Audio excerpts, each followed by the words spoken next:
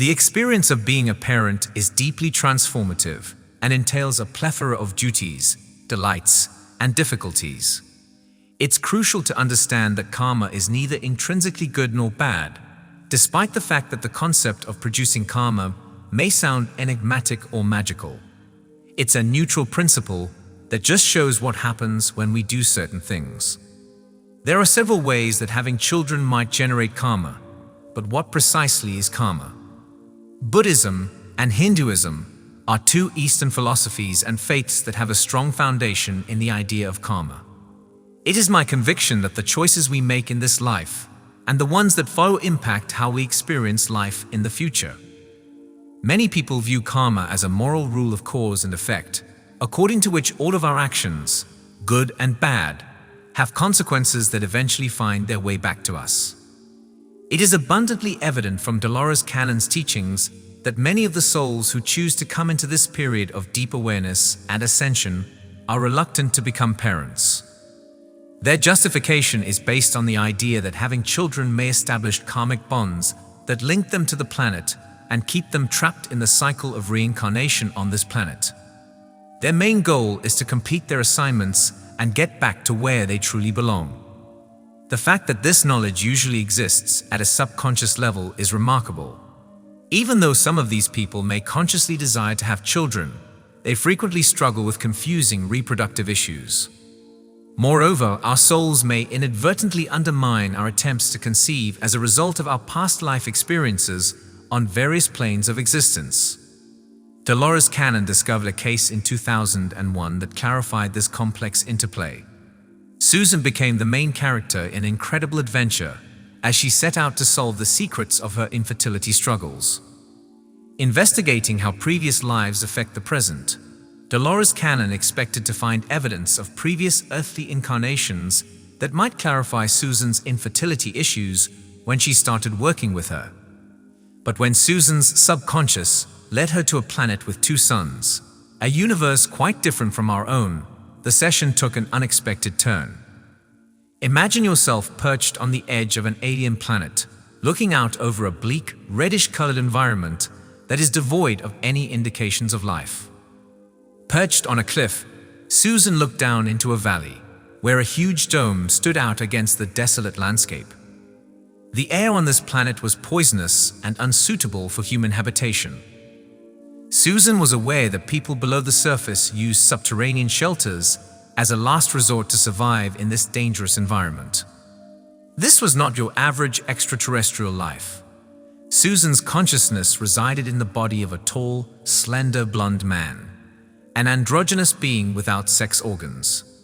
Their task was to transport supplies to the Tucson system's outposts located on several planets. Susan's character encountered several dangers on this perilous intergalactic adventure, such as the ongoing threat of war and the lack of water. Susan's story developed like a science fiction story about a world ravaged by conflict. Long before she came, a nuclear disaster of sorts had broken up the atmosphere to the point that pollution made the Earth uninhabitable. The survivors had to adjust to living underground in cramped quarters while fighting for their lives. The discovery of the planet's valuable resources had sparked new battles, which put the survivors in even greater danger. Susan's role was to supply supplies and make sure the subterranean population was safe in the midst of this ongoing conflict. Dolores Cannon led Susan to a significant day in this remarkable previous life as she dug further into it. But when Susan's character was operating a spaceship and had an abrupt and unexpected crash, the session took a dramatic turn. Susan recounted the feeling of falling and the hit that had completely destroyed the front of the plane with an unsettling peacefulness. The minute they emerged from the corpse, right before the ship landed on the planet's surface, the character's life came to an abrupt end. At this point, one would ask how Susan's inability to conceive on Earth is related to this extraterrestrial story. Susan's subconscious provided an unexpected but incredibly insightful response. The subconscious, with all of its intricate logic, revealed the reason for this trip to another universe. Susan had nightmares about a place where there were two suns in the sky ever since she was a young child. She had even drawn this strange world rather vividly. As it turned out, these recollections were pieces of her time spent on the planet with two sons. The most important discovery, though, was this. Susan's profound attachment to her previous existence on the alien world was the reason behind her infertility on Earth. The unconscious mind felt that bearing a kid here would unite her and attach her to this planet, and this was intolerable to Susan, who longed to return to her homeworld. The majority of Susan's previous lifetimes had taken place on worlds with quite different conceptions of gender and reproduction than Earth. Many of these alien species were androgynous, meaning they had no sex organs and no need for sexual reproduction. Rather, they were created by cloning techniques, which completely removed the requirement for sexual reproduction. Susan had found it difficult to adjust to life as a human on Earth. She detested having sex organs and being a woman, qualities that are fundamental to being human. Her hesitation to become a mother was due to her concern about becoming caught up in the karmic cycle of Earth. Saying it herself, "There's no sex when there's no sex." She'd been trained in her previous lifetimes to cut off any connections to Earth that might prevent her from returning to her home world. Susan's subconscious had come up with a novel way to protect her from the idea of becoming a mother. It had purposefully made her overweight as a means of deterring men from approaching her. The extra weight discouraged future romantic relationships and the idea of having children by acting as a physical and psychological barrier. It's not unusual for people to inadvertently contribute to their own weight gain as a bulwark against intimacy. It acts as a safeguard, an emotional barrier against the difficulties and obligations that come with being a parent and in a loving relationship. In Susan's instance, Dolores Cannon had an exceptional obstacle. Susan's unconscious self fiercely opposed the thought of motherhood, even if her conscious self professed a desire for it. Susan's inner turmoil showed itself as a strong desire to leave Earth and return to her home planet. Dolores prioritized Susan's safety and well-being throughout the session, understanding that caution was necessary. She and Susan had a deep conversation in which she made reference to Susan's love of kids and her caring nature. Dolores proposed that motherhood may be a fulfilling experience, a chance to pass on wisdom and knowledge to the next generation. She urged Susan to see being a mother as an honorable task and an opportunity to make a positive impact on the world. She underlined that having a kid might be a blessing and a special opportunity for Susan to leave a lasting impression on the planet. Dolores tried to convince Susan, but she refused to believe her. Susan was determined to get away from Earth and go back to her home planet. She thought that having a child would bind her to this planet and make her reincarnation prone. According to the reincarnation theory, our souls experience an endless cycle of rebirths, with each new existence bearing the effects of our previous lives' decisions and deeds. It is said that our purpose for coming back to Earth is to develop, learn, and eventually become enlightened spiritual beings. You may be asking yourself how having kids might bring about karma, and if this implies we should avoid getting pregnant. It is worth taking a deeper look at the complex idea that having children might result in karma. As you become a parent, you take on a great deal of responsibility for the welfare and upbringing of your kids. Every choice you make as a parent, whether it has to do with their upbringing, education, or personal preferences, directly affects their lives. This duty karma means that the decisions you make as a parent have the power to affect not only your child's future karma, but also your own. Children look to their parents as their key role models. Your values, attitudes, and conduct have a big impact on how your kids grow up. As a parent, you have the potential to experience wonderful results in your children's lives by establishing positive ideals and habits in them. This creates positive karma. Being a parent is an emotional roller coaster. The way you navigate the pleasures and tribulations of parenthood has a big impact on your emotional karma.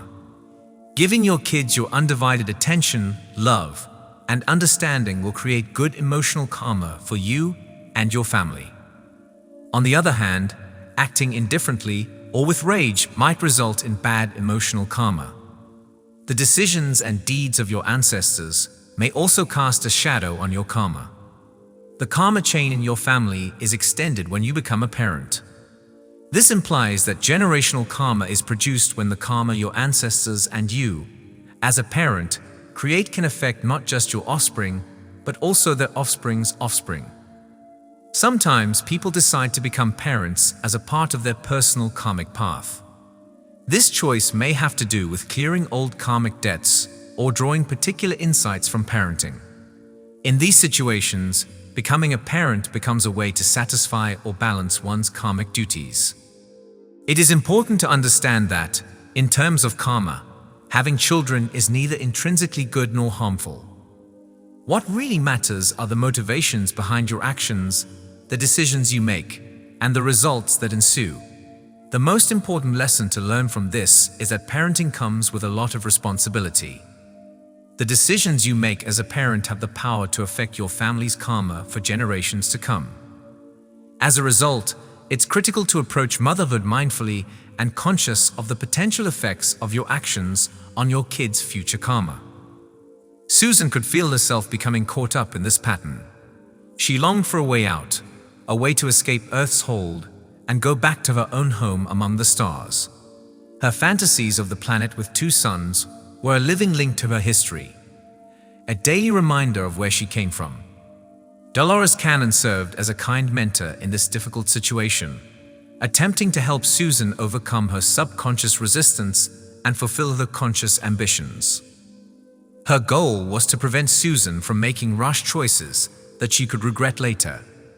Dolores realized that should Susan decide to end her life before it was time, she would probably have to come back to Earth to take care of her unfinished business. This would just make the loop she was trying to break continue. Their sincere care for Susan's spiritual well-being was the reason behind her persistent efforts to get Susan to fulfill their commitments. Dolores Cannon learned a great deal about the spirits that chose to come into our world at this critical juncture in history as the session went on. These spirits, like Susan, had a strong desire to avoid forming bonds and accumulating karma that would tie them to Earth permanently. Their goal was to stay out of the way of earthly affairs so that, when their role was done, they could go. This discovery sheds light on the various purposes and goals of souls who choose to incarnate on Earth. It emphasizes how intricate the human experience is and how our spiritual development, previous lifetimes, and current circumstances interact. Susan's story brought to light a distinct viewpoint on karma and motherhood. She was reluctant to become a mother because she didn't want to establish karmic bonds that would tie her to this planet. Her subconscious reluctance reflected a profound inner conflict, even if her conscious mind may have proclaimed a wish to become a mother. It is important to remember that being a parent initiates a cascade of karmic events that impact not just your child's life, but also the lives of countless others and your own spiritual journey. As a parent, you have enormous responsibility and special chances to influence your child's destiny. As a parent, you have the ability to impart love, beliefs, and decisions that may have a lasting impact that goes well beyond your immediate family. Essentially, being a parent is a powerful reminder of the enormous influence our actions have on the world. It emphasizes how important it is to generate positive karma via thoughtful, kind, and loving parenting. We appreciate you taking the time to watch this video. We value your participation and time. If this story resonated with you or you think it would help someone you know who might be facing infertility issues, please think about becoming a subscriber to our channel, giving this video a thumbs up, and forwarding it to your friends and family. Occasionally, an alternative viewpoint might shed light on the way to comprehension and settlement. We can reach more individuals and positively influence their journeys with your aid. Now, let's delve deeper into the profound impact that parenthood can have on one's spiritual journey and the interconnected web of karma. Susan's story, though unique, reflects the broader theme that the choices we make as parents contribute to the intricate tapestry of karma. Parenthood, viewed through the lens of karma, goes beyond the immediate family dynamic. It extends into the community, society, and even across generations. As a parent, the lessons you impart, the values you instill, and the love you share become part of a collective karmic energy that resonates through time. The ripple effect of positive parenting extends beyond your child's life, influencing the world in ways you may not fully comprehend. Conversely, negative actions and choices can reverberate, creating challenges not only for your child, but for those interconnected in the karmic web. It's essential to recognize that the complexities of karma do not suggest a simple binary of good or bad. Instead, it highlights the intricate interplay of intention, action, and consequence. When entering the realm of parenthood, one navigates a dynamic landscape where choices shape destinies, and the consequences are woven into the fabric of existence.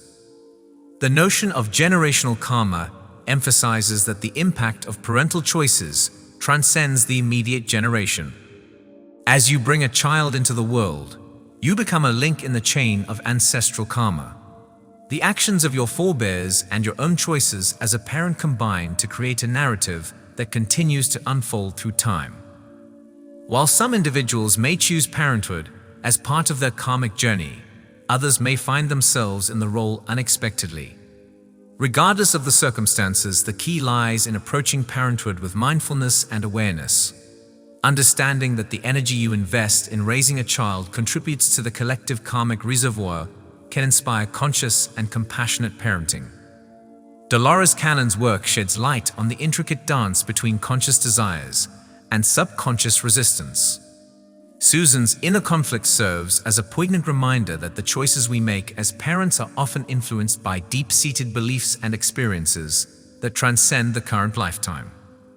As we navigate the complexities of parenthood, it becomes imperative to recognize the delicate balance between fulfilling personal desires and honoring the broader tapestry of interconnected lives.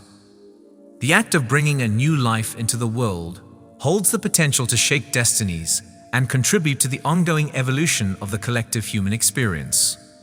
In conclusion, the relationship between parenthood and karma is a nuanced exploration of intention, responsibility, and the far-reaching consequences of our actions.